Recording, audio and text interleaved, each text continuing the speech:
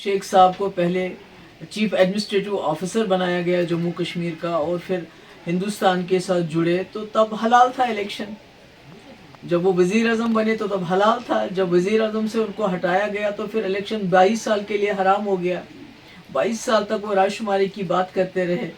उसके बाद 75 में वजीर आजम से वजीर आला बन गए, फिर इलेक्शन हलाल हो गया उनके लिए। और उसके बाद 87 में जब यहाँ जमात इस्लामी और दूसरी जमात इस्लामी कोई पहली बार इलेक्शन नहीं लड़ रही है। सैयद अली शाह गिलानी साहब मरहूम बहुत पहले से इलेक्शन प्रोसेस का हिस्सा थे, मगर 87 में हलाल को हराम किसने बनाया है जमात के लिए इलेक्शन को, या दूसरी जमातों के लिए, या मफ के लिए? तो जब 87 में नेशनल कॉन्फ्रेंस ने धांधलियाँ की इलेक्शन में, क्योंकि वो नहीं चाहते थे कोई तीसरा फोर्स सामने आ जाए, क्योंकि कांग्रेस को उन्होंने अपने साथ मिलाया।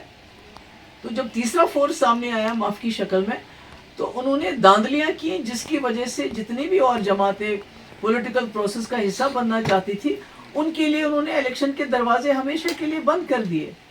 और तब से ये जो हलाल हराम का सिलसिला तो इन्हीं का शुरू किया गया। 22 साल तो ये लोग इलेक्शन में हिस्सा ही नहीं ले रहे थे। कह रहे थे हमने रायशुमारी करानी है, हमने जम्मू कश्मीर को आज़ाद करना है, हमने पाकिस्तान के साथ जाना है, और इलेक्शन लड़ना हराम है। तो मुझे बड़ा अफसोस है कि अगर जमात इस्लामी इलेक्शन लड़ना चाहती है, बहुत अच्छी बात है। जमहूरियत ख्यालात की जंग है और इसमें जब जो चाहे आ सकता है। और उनको मैं तो सरकार से ये भी कहती हूँ उनका बैन हटाया जाना चाहिए।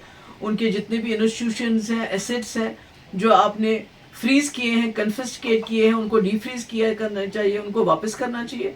तो ये बड़ा अफसोस वाला बयान है ये हलाल हराम इलेक्शन को के बारे में कहना। तो मुझे लगता है ये नेशनल कॉन्फ्रेंस का ही है, उन्हीं का है ये कॉल रहा है कि जब उनको कुर्सी मिलती है तो इलेक्शन हलाल हो जाते हैं, जब कुर्सी छूट जाती है तो इलेक्शन हराम हो जाते हैं।